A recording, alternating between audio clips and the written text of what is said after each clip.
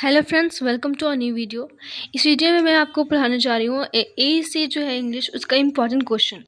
कल रात मैंने एक आपको पोएम पढ़ाया था, स्टॉपिंग बाय द वर्ड्स, जो रॉबर्ट फ्रॉस्ट ने लिखा था। वो मैंने अपलोड कर दिया। आप चाहे तो जाके मेरे प्लेलिस्ट में देख सकते हैं। ए इंग्लिश सेमेस्टर 3 करके एक प्लेलिस्ट बना हुआ है, उसमें आपका 3 पोएम पढ़ा दिया मैंने। आप तीनों को जाके देख सकते हैं। और अब हर एक जो भी पोएम मैं पढ़ाऊंगी उसका इंपॉर्टेंट क्वेश्चन भी कराऊंगी। ठीक है, तो ध्यान दीजिए। ये फर्स्ट स्टैंजा है। जो भी कल देखे होंगे उनको आज समझ में आ रहा होगा। Whose words these are, I think I know. His house in the village था. He will not see me stopping here to watch his woods fill up the snow. लेकिन फिर भी मैं आपको थोड़ा सा री कर देती हूँ। यहाँ पे रॉबर्ट फ्रॉस्ट बोलते हैं क्या कि ये किसका वुड्स है। वुड्स का मतलब लकड़ी नहीं है यहाँ पे। यहाँ पे वुड्स का मतलब एक जमीन का टुकड़ा है जो जो है सो पेड़ों से घिरा हुआ है ना। बहुत अच्छा लग रहा है। तो whose woods this are, I think know. तो ये किसका वुड्स है, मुझे लगता है कि मैं जानता हूँ। His house in the village था। लेकिन हालांकि उसका जो घर है, जिसका भी ये यहाँ पे वुड्स है, उसका घर गांव में होगा और वो वहीं पे रह रहा होगा।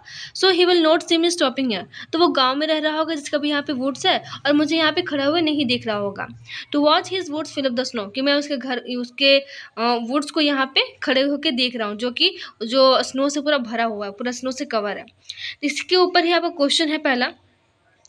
देखिए, इसमें जो है ना, आपका एईसी में आपका ऑब्जेक्टिव क्वेश्चन भी आ सकते हैं, और आपको जो 3 मार्क्स का या फिर 5 मार्क्स या फिर लॉन्ग टाइप का 10 मार्क्स का भी आ सकता है। तो इंपॉर्टेंट है, ध्यान दीजिए। Who is the speaker and where is he right now. तो स्पीकर कौन है और वो कहाँ पर है अभी। तो यहाँ पे देखिए, the speaker is a traveller, या फिर आप बोल सकते हैं कि the speaker is a poet also. The speaker is a traveller, he has stopped at the woods to observe the snowfall.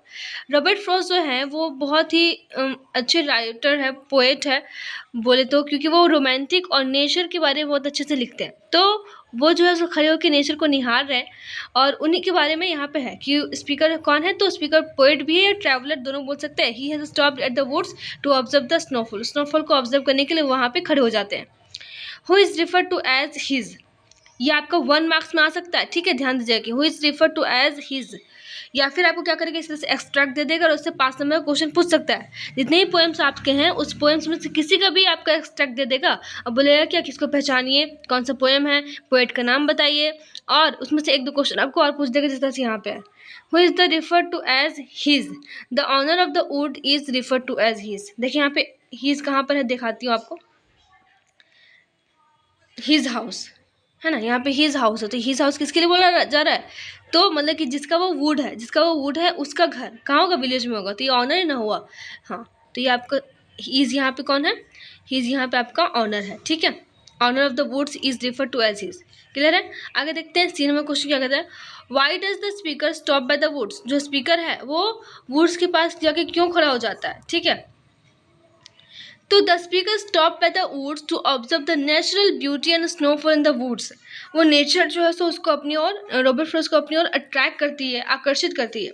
He wanted to enjoy the calmness of the dark deep lovely woods, है ना। वो वहाँ पे एकदम शांति था, कुछ भी आवाज़ नहीं आ रहा था, एकदम अच्छा सा हवा चल रहा था, पूरा स्नो फॉल हो रहा था और स्नो से कवर था।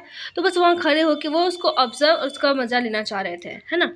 आगे देखिए, write the meaning of the word woods. तो यहाँ पे मैंने बताया था आपको, कल ही पढ़ा रही थी मैं, कि वुड्स का मतलब क्या होगा। तो वुड्स का मतलब लकड़ी नहीं है, यहाँ पे एक लैंड का टुकड़ा है जो है सो बहुत सारे पेड़ों से घिरा हुआ है। तो woods is an area of land which is smaller than a forest and is covered with a thick grow of trees. वही चीज़ है। बहुत इंपॉर्टेंट क्वेश्चन है ये वाला, आपको 1 मार्क्स में बहुत इंपॉर्टेंट क्वेश्चन है। इसको जरूर से आप याद कर लीजिए, कॉपी में नोट करिए इसको रोक रोक के, और इसको याद कर लीजिए। ठीक है, आगे देखिए। Why does the speaker think he knows the owner. और वो जो फर्स्ट स्टैंजा में है कि whose woods these are, I think I know, मतलब कि किसका जमीन का टुकड़ा है, मुझे लगता है कि मैं जानता हूँ। तो उसे ऐसा क्यों लगता है कि वो जानते हैं। तो यहाँ ध्यान दीजिए, इसकी ये क्वेश्चन में इंपॉर्टेंट है। The speaker thinks that he knows the owner probably because he may have met him in the past and there might be a distant recollection of faded memories. तो उन्हें लगता है क्या कि जिसका भी ये घर है, जिसका भी ये वुड्स है, सॉरी जमीन का टुकड़ा है, उनसे शायद ये पास में मिले हैं और उनको जानते हैं, उनसे कभी मिले होंगे, और थोड़ा थोड़ा जो मेमोरी पास्ट का वो रिकलेक्ट होता है, याद आता है। There is also a possibility that he might have met the owner sometime earlier as he is a traveler and travels a lot. और क्योंकि वो एक ट्रैवलर है, बहुत ज़्यादा ट्रैवल करते हैं, तो हो सके कहीं पर ट्रैवल रास्ते में उनको जो है सो मिल गया होगा। यहाँ पे प्रोबेबिलिटी ही बताया गया, आपको ये नहीं बताया गया पक्का कि कहाँ पर मिला था है। Do you think the speaker is happy standing in the woods? तो आपको लगता है क्या कि जो रॉबर्ट फ्रॉस्ट है, फिर जो स्पीकर है वहाँ पे खड़े होकर खुश है? Yes of course, yes the speaker is happy standing in the woods because nobody is there to watch him and he is finding solace in the thoughts. He is enjoying the natural beauty of the woods, frozen lake and snow. तो कोई कोई इंसान को शांति पसंद होता है, सुकून पसंद होता है, बहुत ज़्यादा भीड़ भाड़ में जाना अच्छा नहीं लगता है। आप में से बहुत सारे लोग ऐसे होंगे जिनको बहुत सारे लोग पसंद नहीं है, बस थोड़े से शांति रूम में अकेलापन ऐसा अच्छा लगता है। तो रॉबर्ट फ्रॉस्ट भी जो थे वो भी ऐसे ही है, वहाँ पे कोई नहीं था और इतना अच्छा सा नज़ारा था, वहाँ पे कोई नहीं था और नो कोई भी उनको देख नहीं रहा था कि वो वहाँ पे खड़े होके देख रहे थे। तो उनको ये सब कुछ बहुत अच्छा लग रहा था। इसी वजह से बिना किसी डेस्टिनेशन के, बिना किसी घर के वो वहाँ पे खड़े हो जाते हैं और वो जा रहे थे किसके साथ? वो अपने हॉर्स के साथ जा रहे थे, ठीक है? और जो है सो वहाँ पे अपने थॉट्स के बीच में वो एकदम खो जाते हैं, घिर जाते हैं और वहाँ पे वो जो है सो नेचर का जो ब्यूटी है, उसको जो है सो वो एन्जॉय कर रहे हैं, ठीक है? आगे देखते हैं। What do the words woods and village symbolise? अब यहाँ पे वुड्स और जो विलेज है ये क्या सिम्बलाइज करता है, ठीक है? यहाँ पे देखते हैं वुड्स और जो वर्ड्स है वो क्या सिम्बलाइज करता है। What do the words woods and village symbolise? There adjective, 3 adjectives are used for woods. यहाँ पे वुड्स के लिए 3 एडजेक्टिव हम यूज करते हैं, lovely, dark and deep, and the symbolises sensuous enjoyment, the darkness of the ignorance and the dark inner self of man.